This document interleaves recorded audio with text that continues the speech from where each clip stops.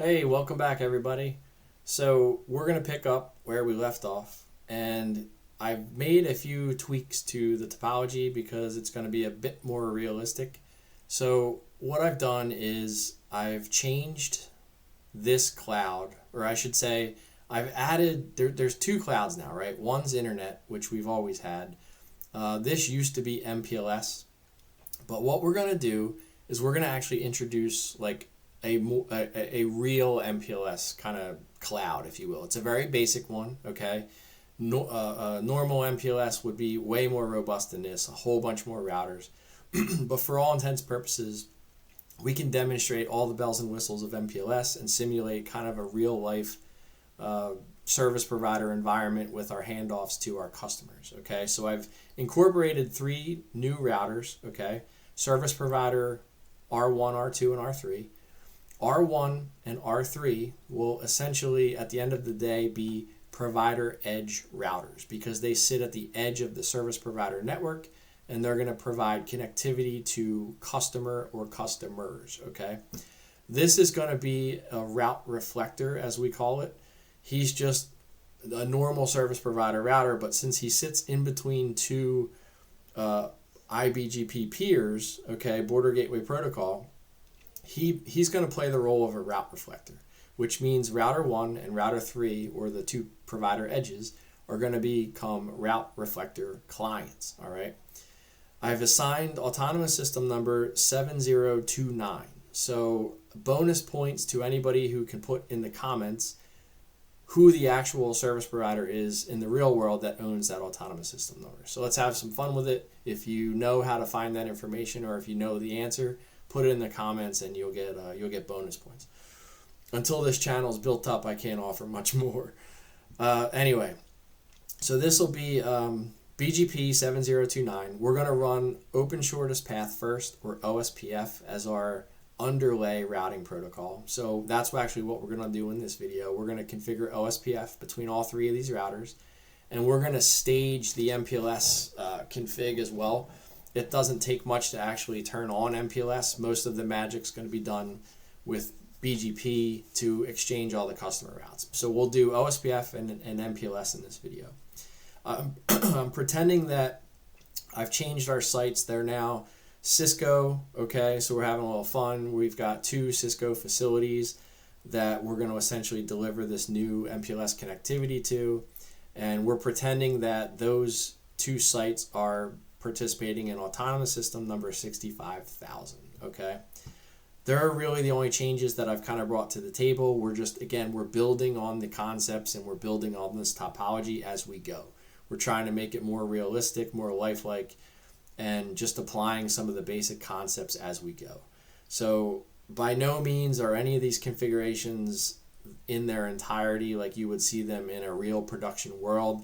Again, it's all about the practicality and how to make EVE-NG, simulate kind of real life networks. But you can go as far as you want. I mean, you can configure all the bells and whistles if you want. But for purposes of these demonstrations, I'm keeping it somewhat simple, and I'm trying to provide a little explanation behind things as well.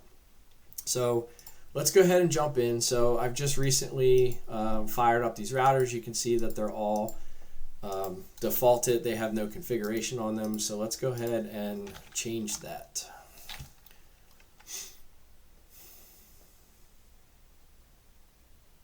We'll start on router 1, okay? So first things first, let me just dump them all in privilege exec. So let me go. Okay, so we'll give it a host name. So he's going to be SPR1, okay? First things first, I'm going to turn on the OSPF process. So I'm going to do router OSPF 7029, okay? So this turns on the routing process for OSPF, all right? Then I'm going to do router ID 10111. I'll explain what that is in just a second. And then I'm going to type a magic command, MPLS LDP autoconfig. I'll also explain what that does in a few minutes. But for the moment, I just want to outfit this process, the OSPF process with those 2 commands. So let's define our loopback interface. So we're going to use loopback 0 for all of these routers. Okay. So loopback 0 is going to be, it's going to be 10 for router 1. It's going to be 10.1.1.1, and it's going to be a /32. Router 2 is going to get 10.2.2.2. Router 3 will get 10.3.3.3. Very easy IPs to remember, and they obviously correspond to the routing number on the topology. So now that we've got an IP address, we're going to attach the OSPF routing process to this network or this IP address. So we're going to say IP OSPF 7029. I'm actually going to put the loopback in area 1. Okay.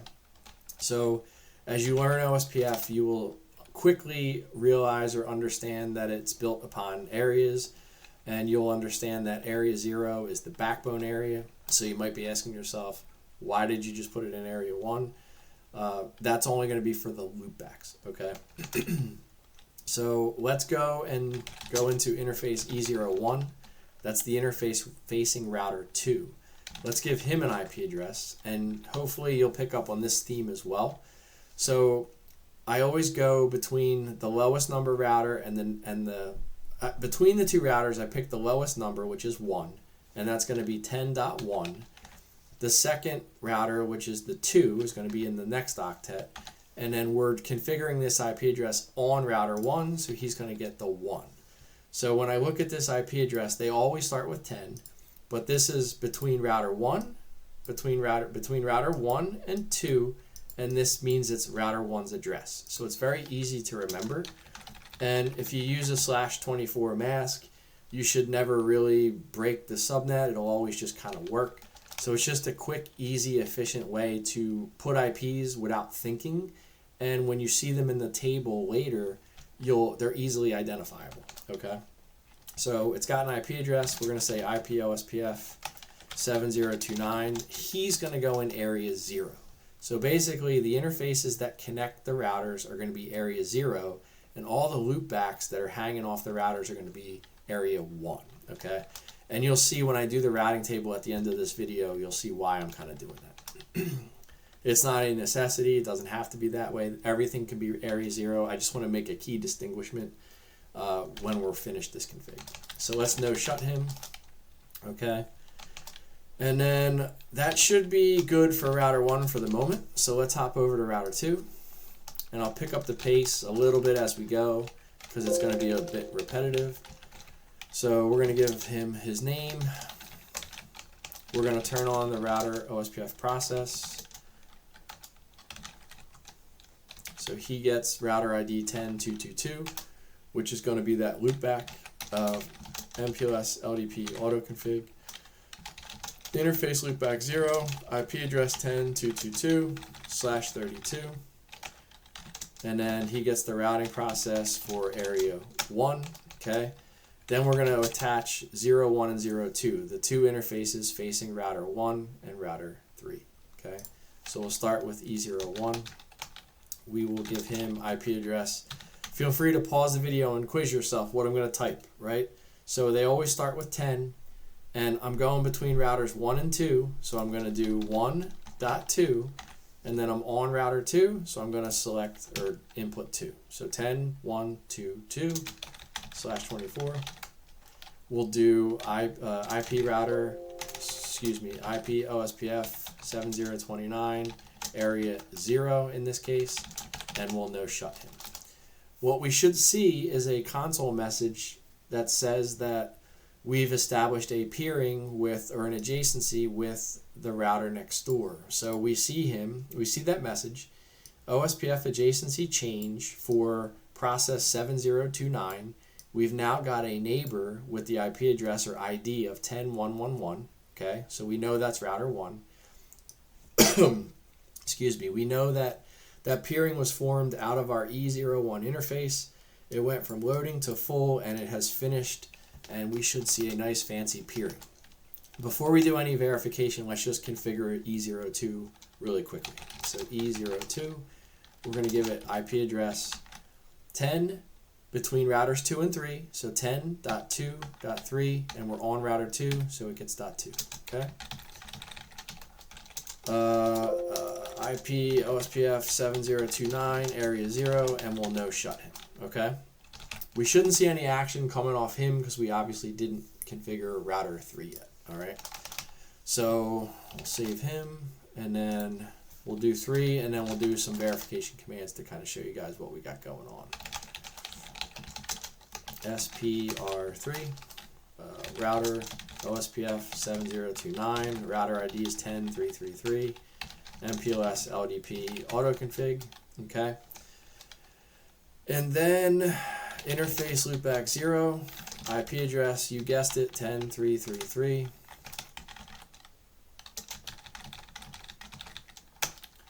IP OSPF 7029 area 1.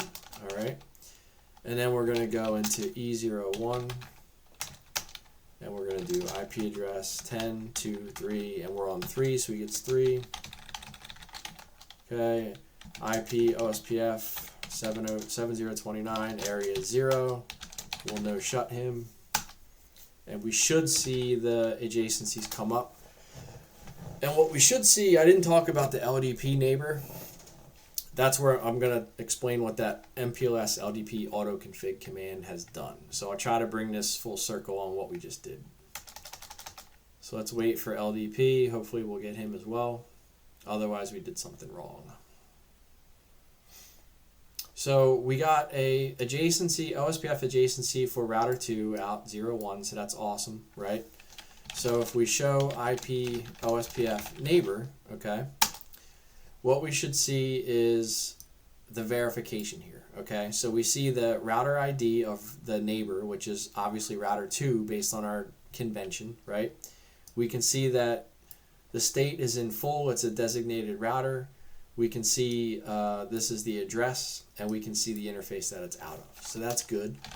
If you want to see the interfaces that that took a while. It's actually getting kind of worried behind the scenes.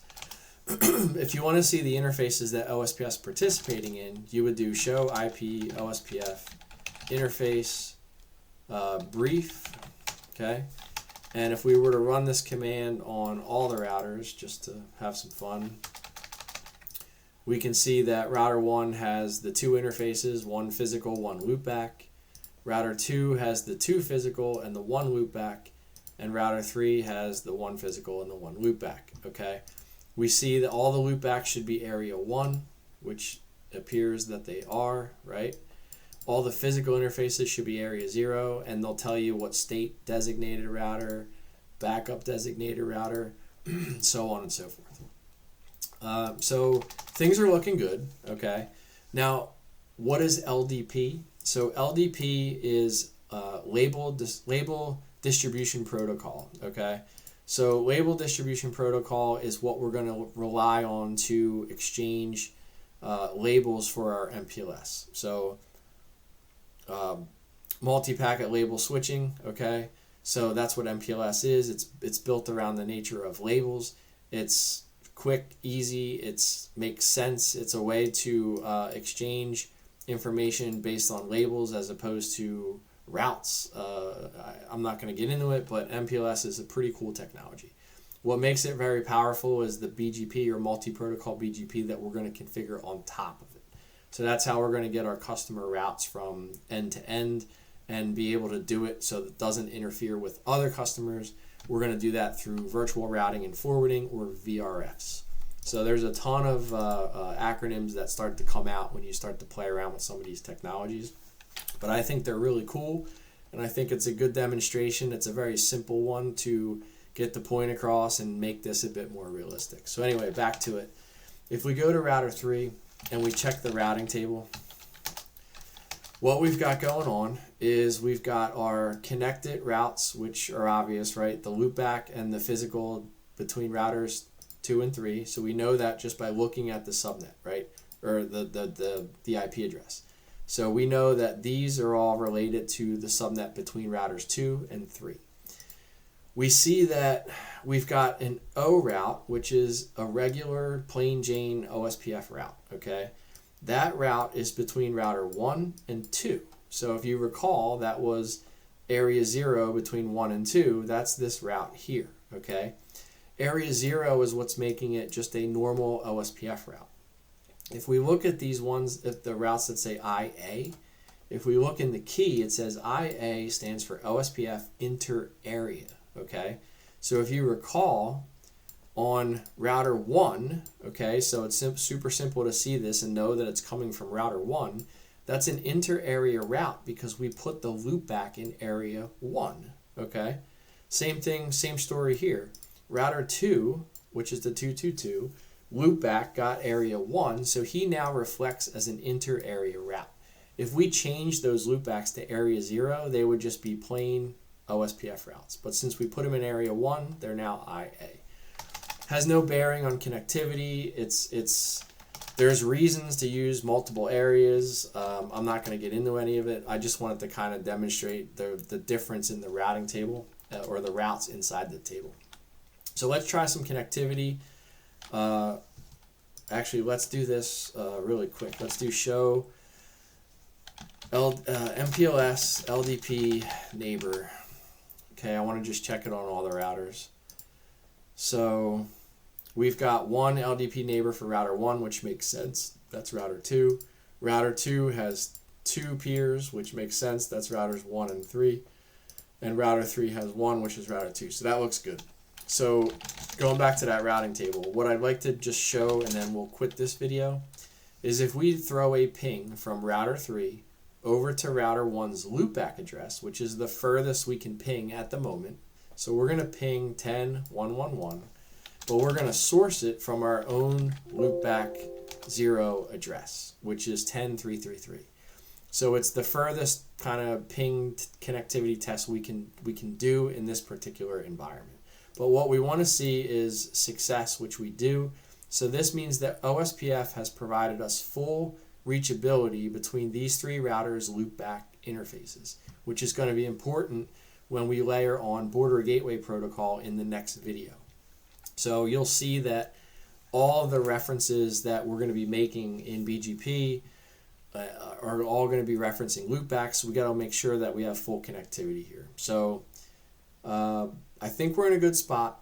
I'm going to pause it here, and when we come back, we're going to go ahead and we're going to jump into border gateway protocol and get connectivity between all 3 of these routers. And I'll try to explain it the best I can as we go. So see you on the next one.